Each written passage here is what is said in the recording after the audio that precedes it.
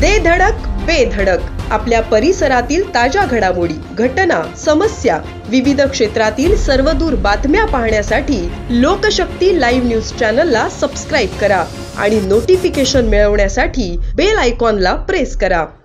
मुंबई गोवा हायवेवर पुन्हा एकदा प्रचंड वाहतूक कोंडी झालेली पाहायला मिळाली। कंपनीचा भला मोठा chemical storage tank railway bridge खाली अडकल्याने वाहतुकीचा खोळंबा झाला होता। नागोठणे ते वाकण मार्गावर ही वाहतूक कोंडी झाली होती। या दरम्यान सुमारे 2 किलोमीटर पर्यंत वाहनांच्या रांगा लागल्या होत्या।